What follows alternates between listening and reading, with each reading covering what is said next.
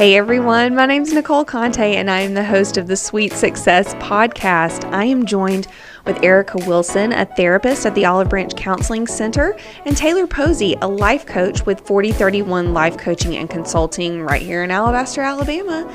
And on this podcast, we talk all things mental health. Anything that is mental health related, we're going to talk about it. Yeah, girl. We want to hear what you want to hear. I mean, what do you want to hear us talk about? Tell us. That's right. Tell us what you want to hear. Yeah. But, we have had some people send in requests, I guess you would say, That's that right. they wanted to talk about. And today's is a little bit heavy, but very real for lots of people. And we're going to talk about trauma. Yep. Now, that's a very broad topic, Yes. obviously. Very broad. So, talk to me about trauma. Where is it starting from, and what types are there? The biggest research that is shown now in the therapy world is called ACEs. And so what that stands for is Adverse Childhood Experiences. And there are a lot of different experiences, but it's trauma related. Mm-hmm. Everybody's trauma is different. Everybody's experience and what they saw that was a traumatic event is different. But ACEs is they're potential traumatic events that occur in childhood from 0 to 17 years old. So any of those traumatic events that happen from 0 to 17 fall into that category. And these can be from experiencing violence in the home or abuse or neglect or even in their community, witnessing violence in their community, having family members who have died by suicide or who have been murdered, those kinds of things. Substance abuse, mental health problems, instability in parenting. We were just talking earlier off air about how parents will parent how they were parented. Mm-hmm. And so we as adults now, we see that. And as parents too, I think we can kind of get a glimpse of, we hear all the time, oh my gosh, that sounded just like my mom. But right. It's also very true because it's how we were parented. But then we have to remember how they were parented. And right. We don't know that until after, we've turned into adults. But what this research shows, and it's studies of kids who from 0 to 17, what they had experienced. So again, adverse childhood experiences, which can be anything. Yeah. But the ones I labeled at first are the top big ones. And in private practice, I see so many adults, age 20 and up, that they come in with their problem. I'm having severe anxiety, severe depression, OCD symptoms, self-harm thoughts, and I don't know where they're coming from.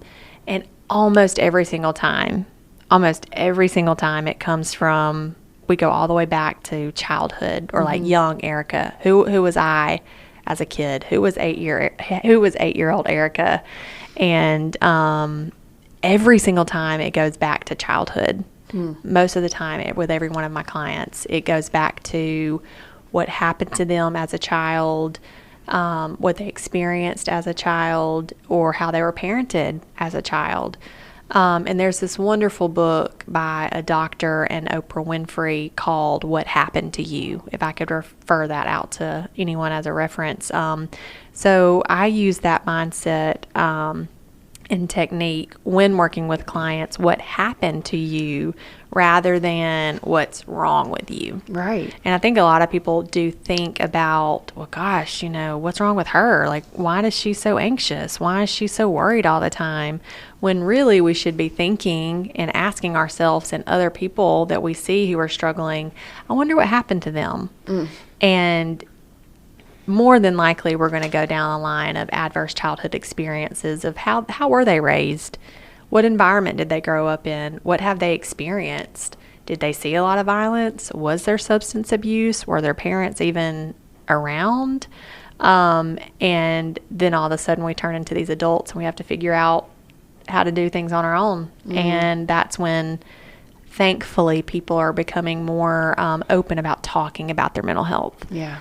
And that's new, which is a good thing, and I am extremely thankful for that. But more times than not, it stems from childhood.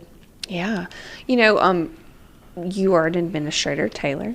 Yes, I am. in middle school. Yes. I'm assuming that you are seeing a lot of this. Yeah. So, and one thing that I wanted to touch on too, and like you said, Nicole, unfortunately, in a school as big as the one that I'm at, you know, kids come from a lot of different backgrounds. And when I entered into education, I think I was very naive. I got into education to, of course, help all students. I didn't care what they looked like, where they came from. I had a great childhood growing up, but I was very naive to think that everybody grew up like I did. I remember my very first year of teaching, I had a young man that was held back in first grade, and he was born addicted to crack. Now, for me in my class, behavior-wise, he was pretty good. You know, there were moments like if he would get in trouble, he would get upset, and I just learned how to deal with him, loved him.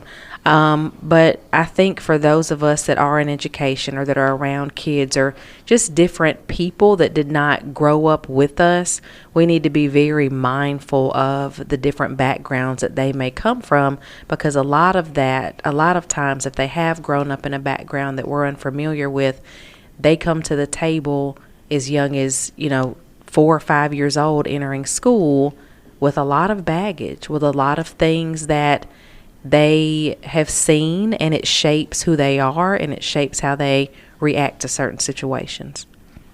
Whew. I mean, it's scary. And I think especially in our world today, it's just there's so much that they're seeing. Children. Right. Oh, yeah, 100%. And if you think about it, we're now in 2023. We are kids who are now, maybe 8th grade when the pandemic hit in 2020. That was for some kids and families, was a huge traumatic event. We have extremely introverted kids or parents, adults, that loved that experience. They got to stay home. There weren't many people out and about. And they left school, which might have been their only social experience. But when the pandemic hit and we all kind of secluded ourselves, that really was a huge break in the mental health world, because now it's also created a mental health crisis that I believe we're in. And so then we send them back into a school setting or back into a work setting. Everything comes, quote unquote, normal again. And then there's so much panic and there's so much, what do I do with this? And not to say that is everybody's traumatic event, but for some, It was. It was a big deal. They couldn't go back to school. They didn't know how to act when they got back to school. They didn't know how to learn when they got back to school. Right. Teachers were struggling getting back into a routine. It was just so hard and so different for all of us because we had never experienced anything like that before. Yeah. And I have a lot of clients who mention, especially my teenagers, who say, well, I really think it started in 2020. And they won't mention, but they remember it started about 3 years ago or 2 years ago. And they were isolated and they were secluded from the world. So that in itself could be considered a childhood experience for them. Yeah. Because now I think those kids are like in 8th grade now, but Right.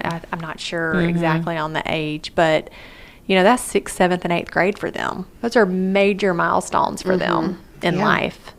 And I want to tell our listeners too that the ones that I mentioned earlier, these experiences that I listed earlier, they're definitely not all of them.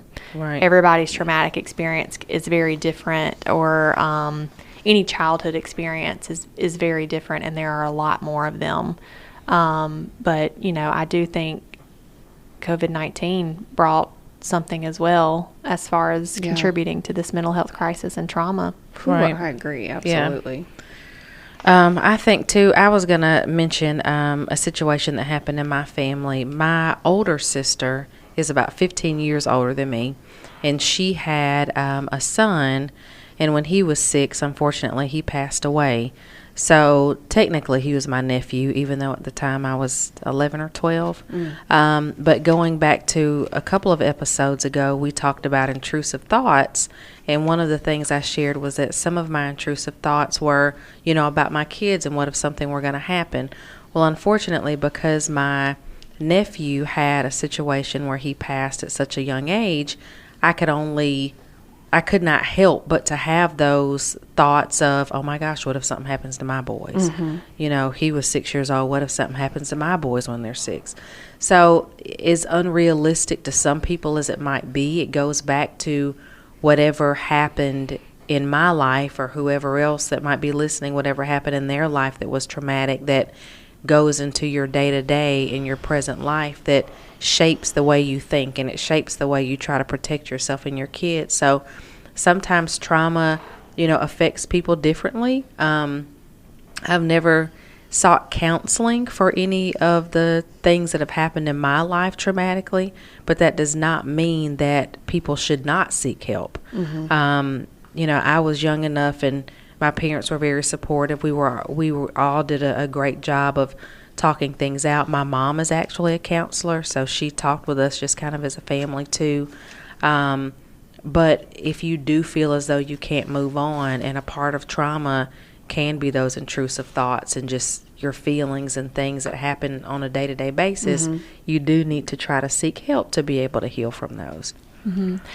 I'll share, as a therapist, I've had my own experiences in life, and especially in childhood, which totally I agree that molded me into who I am today, and actually into the kind of therapist I am. My parents got a divorce when I was 8 years old, and I have a twin sister.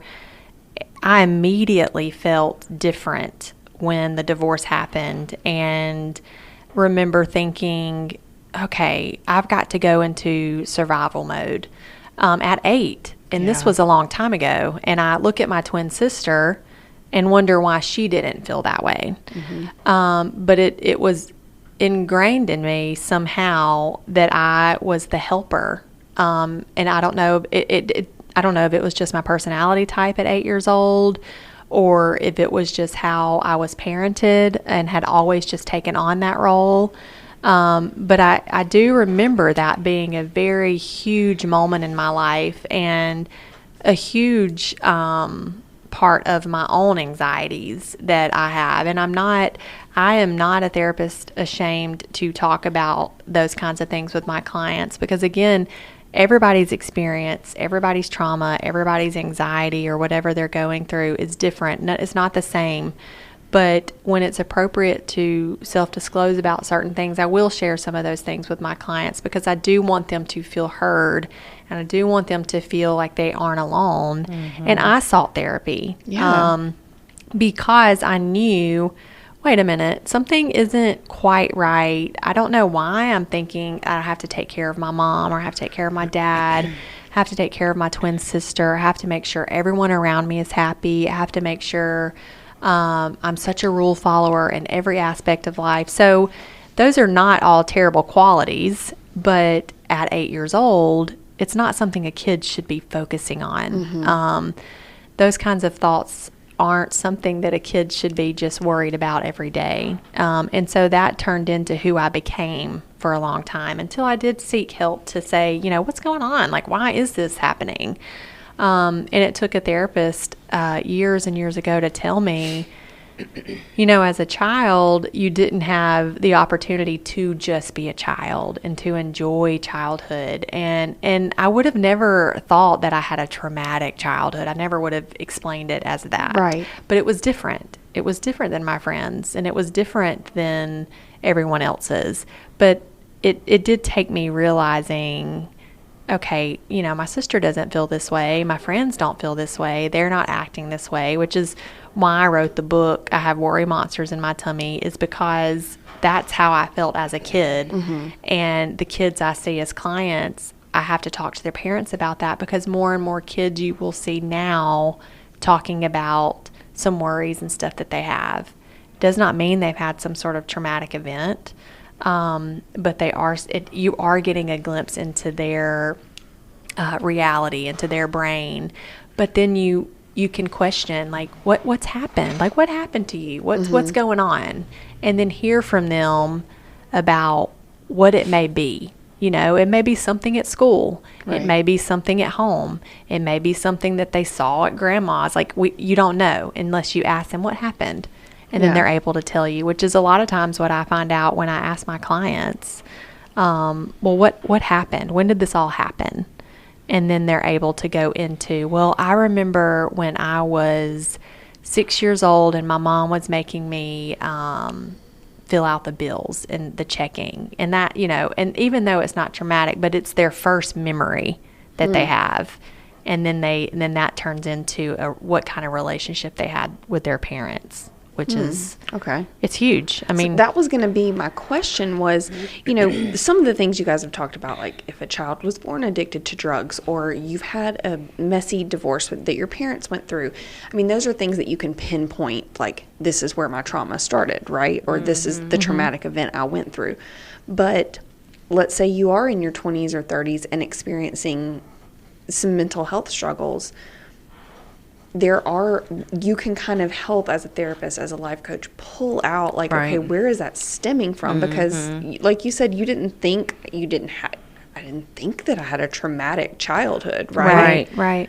But something there could have affected that, right? Yeah, that's right. My brain took that as a traumatic event, and for some reason, it was the people pleaser in me and wanting to make sure everyone was okay, which was probably who I already was. But when the divorce happened, it just sent my brain into overdrive of trying to take care of everyone. And so with a lot of my adult clients, and not all of them, it will stem back from childhood, but a lot of them do. And someone can have a mental health issue and have never experienced a traumatic event in their life. Okay. This isn't to say that trauma always is going to give you a mental health issue.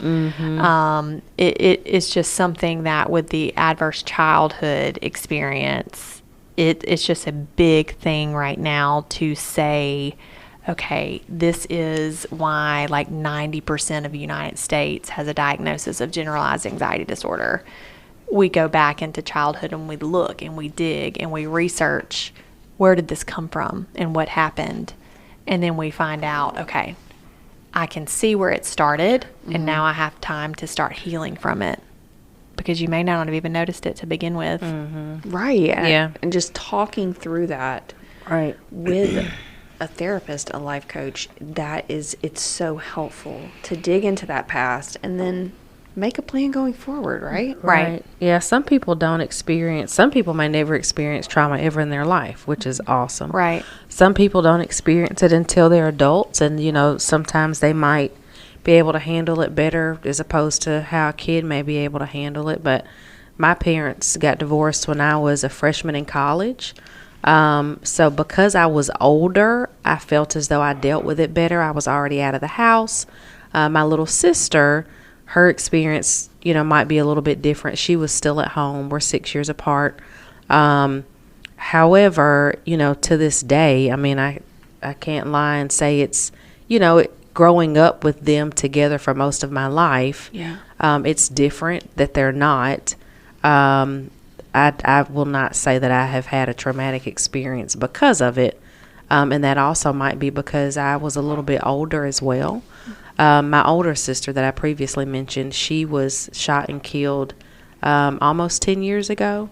So for my nieces, that experience for them was very traumatic. Yeah. But at that time, me still being an adult, I went into helper mode. Like, I've got to help everybody. I got to make sure my nieces are okay. My little sister was there when it happened. I got to make sure she's okay.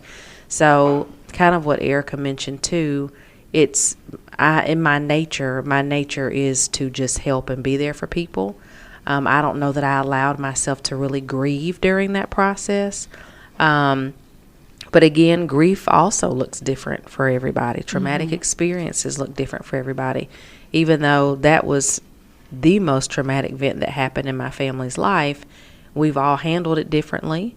Some of us have gone to therapy, some have not. So, it doesn't mean that just because you've gone through something stressful or traumatic, there's not a one-size-fits-all cure. And just because somebody might say, you need to go to counseling or talking to a life coach is always good, just to bounce ideas off Right. of. But don't feel shamed into doing something, because, again, maybe you are okay. But it's also okay to admit that you're not okay and to seek help and get a second opinion from a neutral party, which is what Erica and I do. I love it. And I think it's so important. Like you said, we all have something that we're dealing with, something we're going through, thoughts in our head. There's all kinds of things, but we don't have to suffer in silence, and we don't have to suffer alone. So speaking with someone else is always key.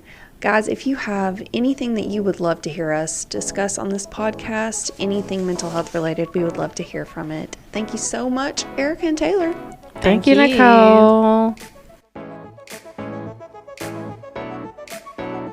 You have been listening to the Sweet Success Podcast with licensed therapist Erica Wilson and certified life coach Taylar Posey. If you have questions or topics you'd like to have addressed on an upcoming podcast, please message Erica on Facebook at the Olive Branch Counseling Center or Taylar on Facebook at 4031 Life Coaching and Consulting. Spell out 4031. For more information on Erica Wilson and all that she offers, visit theolivebranchcounselingcenter.com. And for more information about Taylar Posey and her services, visit 4031.org. Spell out 4031. Thanks for listening, and we look forward to our next time together. Please subscribe to this podcast on your favorite podcast platform. This podcast is produced by yourpodcastnow.com. Let us produce a podcast for you.